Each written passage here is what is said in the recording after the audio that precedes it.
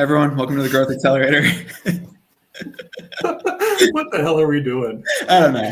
I'm Nate Houghton, co-founder of Incendium. This is Rob Snyder, who, despite his title, is not a real person. We were just getting ready. We have calls like this all the time, but I've never recorded one for public consumption before. One thing I didn't tell you either, Rob, which we should probably get to at some point, is we might want to take 2 minutes at the end of the call to discuss how I dislocated my right shoulder playing pickleball on Friday because I'm an idiot and an old man. So I've been meaning to get your take on this particular issue, and maybe then we can talk about MVP Josh Allen. But before we get to those important topics, we had like a really lofty, I think, like very ambitious description of things that we were going to cover in a half an hour around fixing product market fit for companies. There's a lot here. I don't think we're going to get to all of it, but I think the interesting thing about this call or this growth accelerator compared to most of the people that we talk to is that you're like even earlier than Incendium is. And that doesn't happen a whole lot. I think you've done more thinking about what signal comes through all the noise around product market fit than anyone I know. So I guess I'll probably challenge you a little bit. I'm sorry. And summarizing some of this stuff. So the bullet points we have are like how to navigate the messy early stage sales process and reach $1 million ARR. Why most startups struggle with product market fit, how to fix it, why customers buy things, and then my personal favorite, why VC won't save you, which I want to make sure that we do. But whatever order you think makes sense there, maybe 5 minutes first, I'm like, what the hell are you doing here? And how did you end up doing this? And like, I know it was some kind of an accident, but maybe you can tell the story in a... What I'm doing here right now, I have literally no idea. You gave me a link and I'm here. And so we're gonna. I thought it would go much better that way. I didn't want to take you from natural, organic thoughts. Yeah, great. So my background is I worked at McKinsey, then I went to HBS, and the combination of those two. Yeah, right? Like the combination of those two was like, I think I know what I'm doing. And I'm pretty I'm a smart person. I can do things in the world. And then I raised some money and went to start a startup and got punched in the teeth for like 2 years, basically following all of the playbooks you're supposed to follow and doing all the things you're supposed to do like obsessively and to the like McKinsey level of detail. And it just continually didn't work. And then when it worked, it was the stupidest thing ever. Just the way things worked in practice was so different than how they worked in theory that it basically just forced me to go down this years-long rabbit hole. I've probably written like 1 million words at this point trying to figure this out. And it's just weird. How does product market fit work in practice versus what is written and talked about is a fascinating question that it does not seem like many people have thought much about. Yeah, it's possible. Unfortunately, we have 2 guys who went to HBS on this call. We're like by far the weirdest, most countercultural, doing everything against what we were actually like. We sort of like hung on and survived through that place long enough for them to get us out of there with a diploma. But I don't think we do anything like they wanted us to at all. And I guess maybe to start with, so presumably this stuff sort of worked at McKinsey. And like people at HBS, it worked for the places that they worked. What is it that makes all of that detail-oriented playbook type stuff not work when you're pre-million ARR? Do you have a sense of why that is? Yeah, that's a really good question. My sense is that when you don't know what people want, there is a playbook. There is like a totally different set of rules. It's almost like a different physics than when you already have something that is kind of like repeatable, is known in the market. It's kind of like yours to lose after you've figured out the product market fit stuff. But before then, after that, there's like a bunch of best practices and playbooks and things that like might work or might not work, but they like won't kill the company. And so you can implement a bunch of stuff and you can feel really confident about it and you can see numbers go up. You might not understand the causality behind it. It might just like make sense in your head. Yeah, I don't know. And then before this, you don't have any of that. And you like have to get to ground truth on what do people want repeatedly. Yeah. There's, I think maybe like the image that comes to mind is there's some sort of a gravitational pull when you have mature product market fit. This motion is going to happen. You can get really good at accelerating it. People have built great careers in accelerating it. You can get really good at organizing it. You can get really good at financing it. and basically that's what most. And you can get really good at just being there while it happens and not contributing to it. Generally being an affable person that people want to work with while you watch things kind of scroll by, right? And I think this is, what is it, that lean startup definition of a startup isn't just a smaller business. You do not have that gravitational pull, and you effectively are running experiments to find something, and then you don't know how big it is. You don't know how big that gravitational pull is. So, but yeah, I think, there are things that are well defined in our society that people learn as they grow up, are things that they need to buy, and they just kind of do it. And yeah, you can tweak it, you can make it better, you can make it cheaper, faster, whatever. But yeah, startups, I guess, are functionally different in the sense that you never know that. I think there's an emotional piece of that, which we can probably put aside for now. I'm just thinking tactically, do you think of your job when you're working with founders as giving them good ideas for experiments to run, to find that? Or how is it that you think about what you're offering them? Yeah, no, I actually don't really think in experiments necessarily. Yep. I just think in figuring out what customers want by listening to what they're saying and not saying.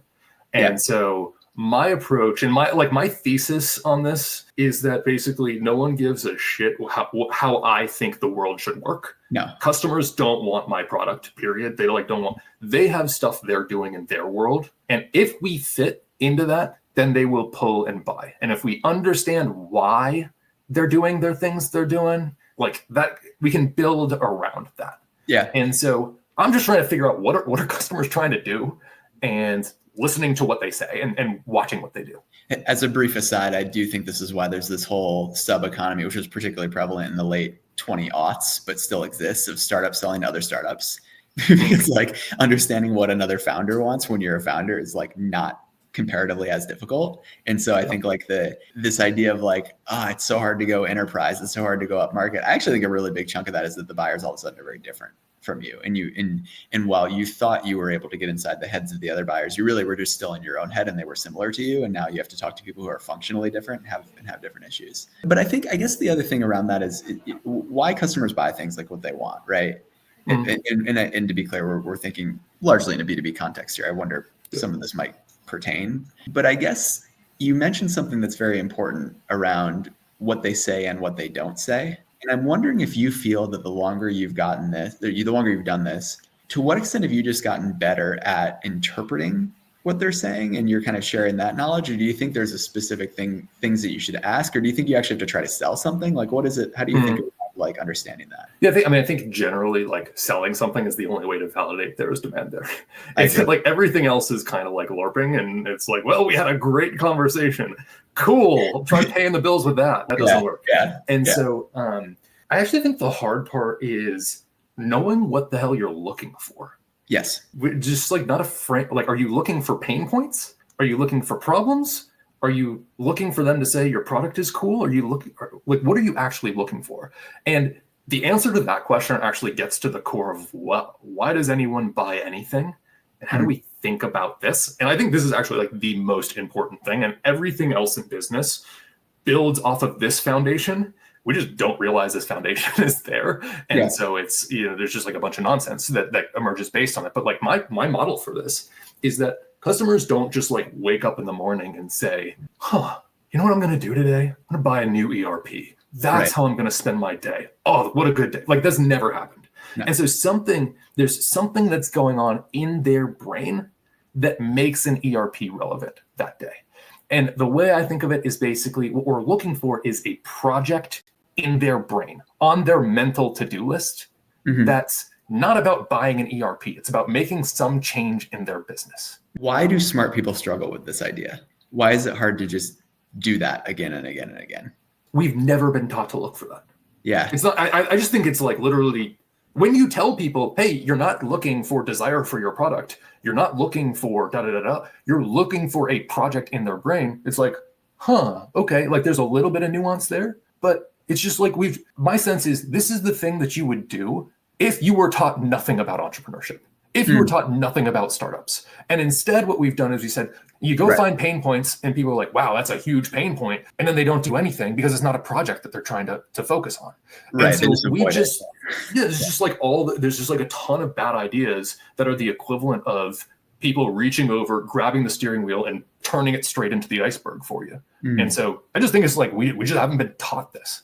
Yeah, I think and that's a very hopeful answer because it presumes that we can be. It's hopefully we can. That's hopefully we true. can. I've just seen it. It's just you just have to know what you're looking for in a conversation with customers, and when you know what you're looking for, you can find it. Now, how much of it is also a challenge of like these customers aren't necessarily, some of them are, right? Like some people are very organized and very professional and have project lists and understand the strategic scope of why they're doing a particular thing. My hunch is that a lot of them are just like, that's just what I do, or like they're not thinking about it in a way that would reveal knowledge to you, you know, or so I think there's almost like a translation issue in that, maybe, like. Yeah, but when you show, so like you should kind of like show them something and be like, is this your project? Right. And the response to that, if it is their project, or if it's like fits this kind of, think of, there are people who are in equilibrium who don't want to change anything. Yeah, for a lot. There are people who are in disequilibrium who are like trying to make change, and they might not have a sense of the exact wording of that change, but they're trying to, and so you show them something that's like, is this your project? They should say, oh my gosh, you've just punched me in the soul, right? Like that's exactly what I'm trying to accomplish. So with that, tell us about Waffle. Like, where did this come from? How'd you put this together? Why do you feel like this is a punch you in the soul kind of problem to solve? Honestly, still getting there with Waffle. It's we've gone through like a bunch of iterations as I've tried selling this and delivering this to early customers. Basically, zooming out, what is Waffle? Waffle is it's like a way to generate infrastructure code in seconds that is SOC 2 compliant by default. So it's for B2B startups at the stage where they are, maybe moving off of their MVP, have real customers, now want to use infrastructure as code and want like a very fast. The amount of time it took for me to get to that description particularly is sounds very simple, by the way. Yeah, it's like, sounds very simple, but I had to go through a lot of like conversations with customers where it felt like I was speaking in a different language, or they weren't quite getting it, where I would get questions like later on in the conversation where it was like clear that we had been speaking different languages the whole time. And so why am I doing Waffle? Because it's fun. Because I want to build something, because I don't want to just be somebody who's sitting out commentating. I want to build stuff. So that you jumped actually beyond the next question I had, right? Which is like you were kind of we'll call you a practicing founder for a period of time, and then you started working to help other founders. And there are reasonable people who might ask, why the hell would you want to do this again? And it sounds like you wanted to give it a try again, like because you didn't like just helping other people with their ideas. Yeah, no, I don't. So I get it. There's a bunch of people who are out there selling stuff to founders on a spectrum of snake oil to not. Sure.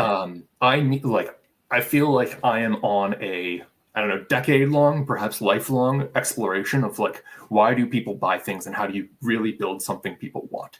Mm-hmm. And so all of the work I do is centered around that. Waffle is one way for me to just get punched in the face firsthand again and figure this out for myself. And working with other founders is like, a lot of people have just come to me and wanted my help, listening to their sales calls and helping them figure out what their customers want. One thing that I'll just say is that like, I get really annoyed seeing people who haven't been founders lecturing to founders about what they should do. It's like, and so I just like never want to be anything in that realm.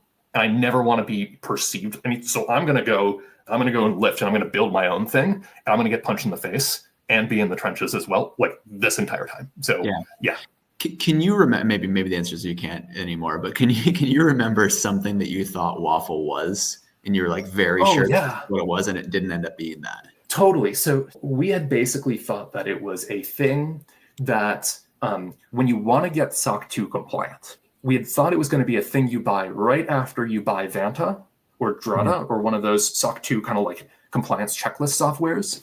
And you see all of these red lights in your application of like all of this work that you have to do to get SOC 2 compliant. We had thought it was going to be the thing that you bought then that fixes all of that for you.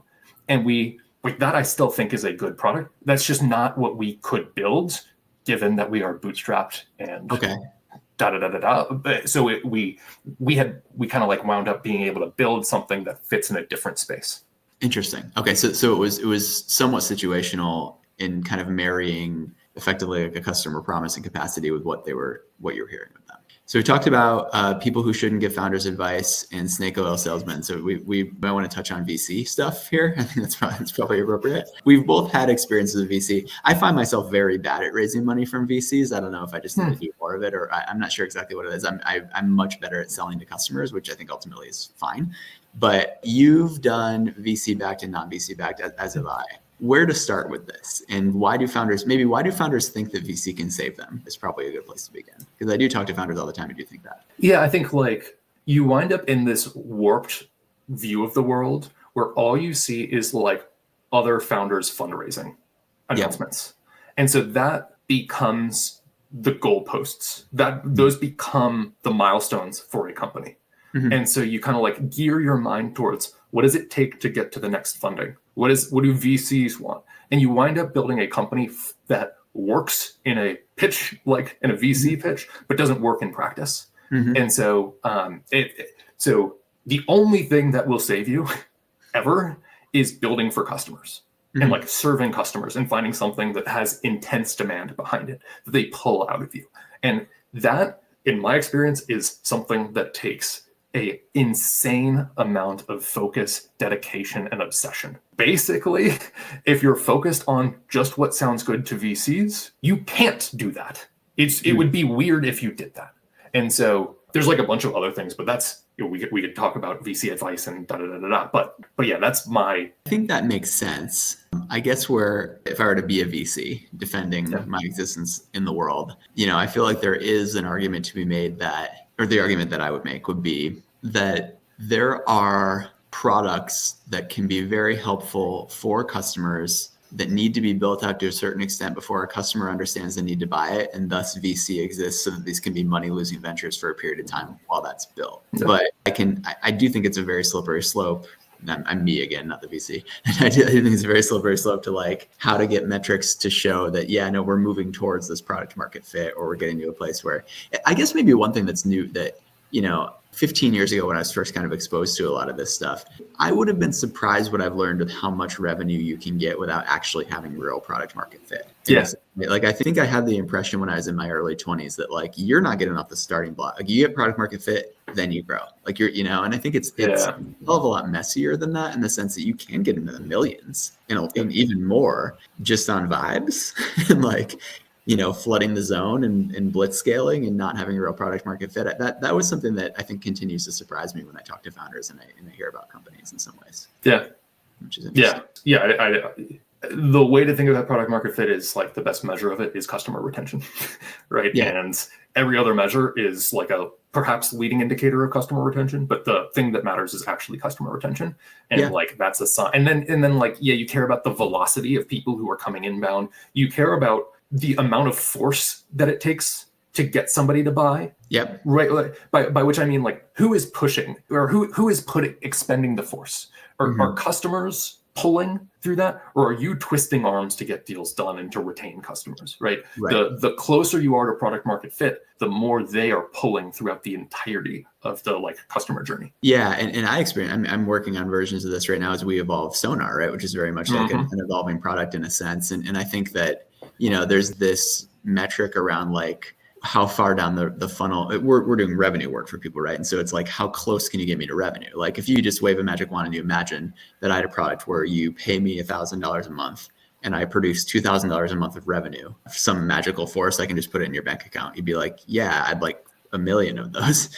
Like, I want as many of those as I can possibly afford. And so for us, it's like trying to figure out, because the churn that we've experienced is from people who were sold at a period of time where they thought they were getting meetings. And then you start to sell differently and you're like, no, this is an advertising channel and these are hot leads. And here's how much a hot lead is costing you. And here's how valuable it is. Jury's out on whether those churn at the same rate. So I think there's a little bit of a moving target with how people perceive the problem and whether they think they can be solved. And so, I think that's been really interesting to understand, because I agree with you. It is easier to sell anything revenue related but the churn is still something to work through. So totally. And like, I mean, like, there's a bunch of like AI SDRs, right? Sure. And the real mark of do they have product market fit is, are their customers renewing? And like, I don't have any data on that, but like that, like you can see the growth curve is really impressive.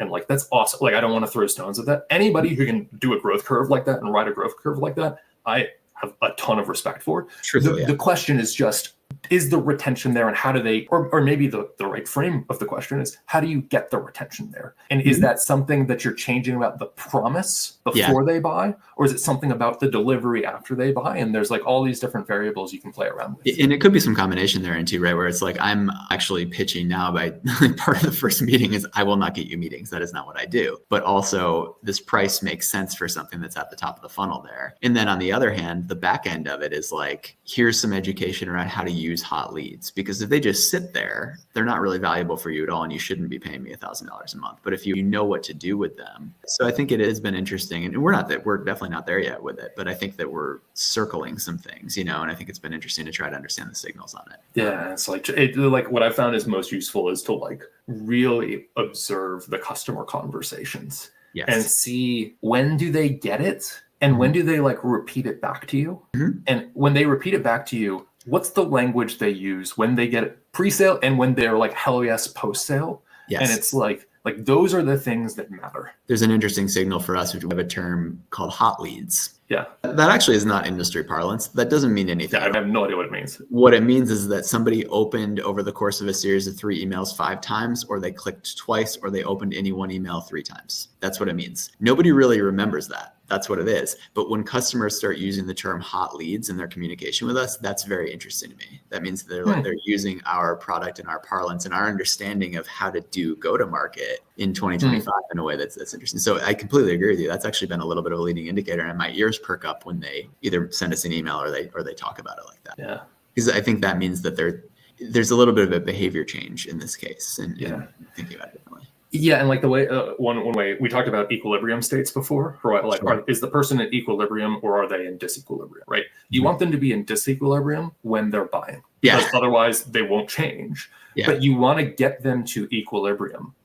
Post sale, where they don't want to change anything. And to that point, the disequilibrium on the front end, if you're selling anything in B2B growth right now, is easy. Like, it's a mess for everybody. I don't have any trouble showing. It's like I don't really show up and someone's like, no, I'm real good with my funnel. Like, I'm all set, So I think that's definitely true. Right. But that what that also has the effect. I always talk with a bunch of founders who are like, maybe I should sell into sales. Maybe I should sell into the revenue side, because maybe that's better than selling into these other parts of the org. And it's like, no, yes and no. There are trade-offs in each direction, right? The trade-off on the revenue side is that everybody and their mother is starting a revenue side business. Absolutely. And like, it's so hard to differentiate. And so basically these people's inboxes are overloaded. Like, how do you even get somebody to talk to you on that side? They're kind of like jaded at this point. And so it's just trade-offs. But I think the way that another place that trade-off shows up is like in my call where I'm pitching someone, it is always the people who have fewer questions and are like, nope, I get it, cool meetings. And you're like, no. Like, I think a little bit of friction in the buying process can be helpful there. But I do have a theory, and it's around like it being understandable but new. Like almost as if they feel like they kind of came up with it, right? Like there's a little bit of an inception layer there, which is kind of cool too. But well, good stuff, man. This was easy, right? Like not too hard to do. Yeah. What is this again? This is who are you? Is this like happening? Is this like getting recorded, or this is live? There are hundreds of thousands of people right now. There's like 2 people watching this accidentally. One of them is Jack. Yeah, that's great. That's it. There will be people who find it later because we will send it to people. So that being the case, in case anyone's made it this far, which probably not, where can people find you? Where would they be able to find you if they want? They can find me on the internet or in New Hampshire. No, I'm on LinkedIn, I guess. Rob Snyder. Yeah. Real person. Very good. That one. Yeah. Thank you, Rob, for joining us. We appreciate it. We'll talk to y'all later. Love it. Catch you later.